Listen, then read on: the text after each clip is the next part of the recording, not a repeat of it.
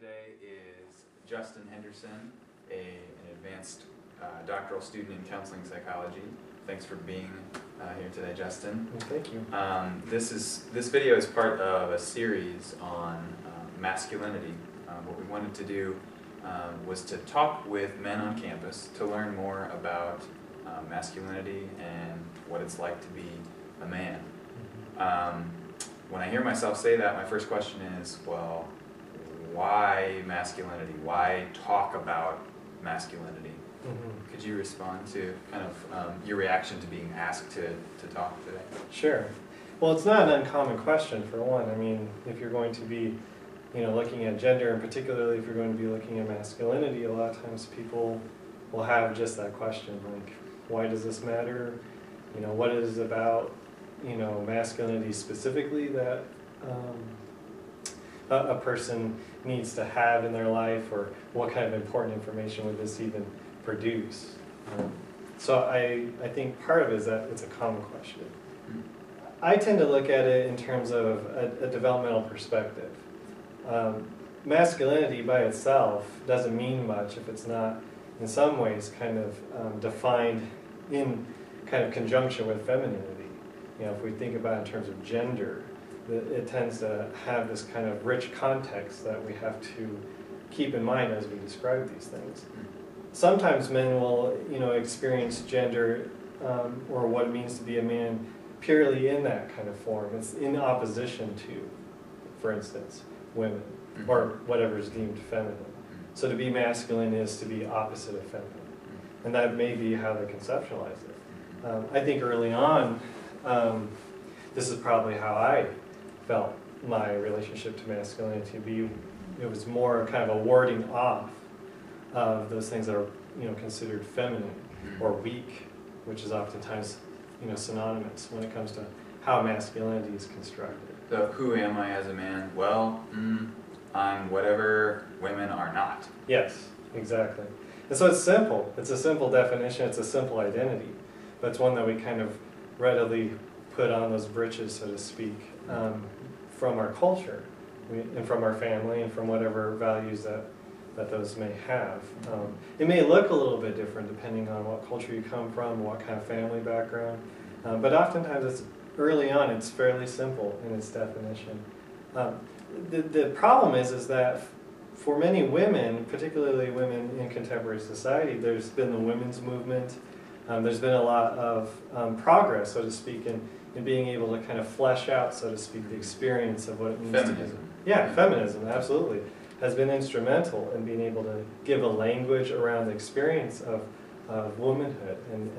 And the problem is that, to all intents and purposes, men have been kind of stuck, culturally speaking, to pre-feminist thought, or oftentimes even more entrenched in this kind of traditional, archaic notion of masculinity.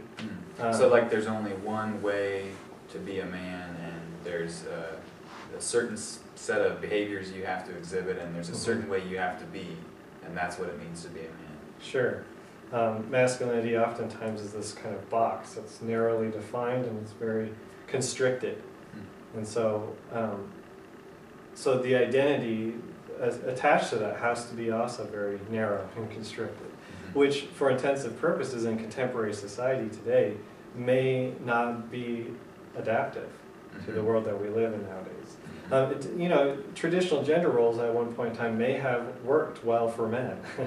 That's kind of the catch-22, is that the power that men had, at least the liberation that men had, in terms of being able to enact masculine things like go to work or whatever, breadwinning, be the economic breadwinner, so to speak. There was many different ways in which men could carry those things out and feel like, oh, that's a masculine act. Nowadays, with things being much more ambiguous and the roles now becoming more equal, those things that are kind of deemed masculine in a traditional sense have lost, to a certain sense, that value, or have been proved wrong. They're not working anymore. Exactly. Exactly. And so I think because of that, men have to develop a much more complex identity about masculinity than what perhaps even their fathers or grandfathers before them had to. And I'm using the word had to deliberately because we have to. It's not just a choice anymore. Really, to live in contemporary society, we have to evaluate what it means to be a man and be very clear about what that is. And is it open to equality? Is it open to women's empowerment? So that's really vital. Can you say more specifically, Justin, about how you see that it is to be a man, what it means to be a man? Sure. Well, you know, I think I kind of, like I said, once again, it's developmental. So I think if you would have asked me this question, you know, 2 years ago, 10 years ago, 15 years ago, it would have been really different answers. I think early on, you know, in my college years, I tended to, you know, I took a women's studies and humanities course, and I was all up in arms about, you know, feminism. You know, I just felt threatened by the whole notion that gender's constructed. Like, you couldn't have said the most, that was like profanity to me, like, because it questioned the very thing that I thought was essential to who I was. And so it was very threatening, and so I rejected it at first. And I think after, you know, continuous exposure, so to speak, and kind of, you know, also I think maturing myself and kind of thinking about who I am and how did I come to these ideas?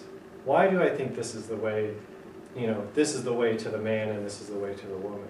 Where did these things come from? And as I started to question those things, I started to see that more and more these things weren't necessarily essential, things that I was born with per se, but things rather that I tend to carry out and do. Okay, and so when you say you take a developmental perspective, that's what you mean. Yeah. Looking at how you have been shaped by your environment to be the way that you are. Exactly. What has influenced you to be that way. Right, and that takes some introspection, it takes some reflection, and it also has to, you have to kind of observe yourself.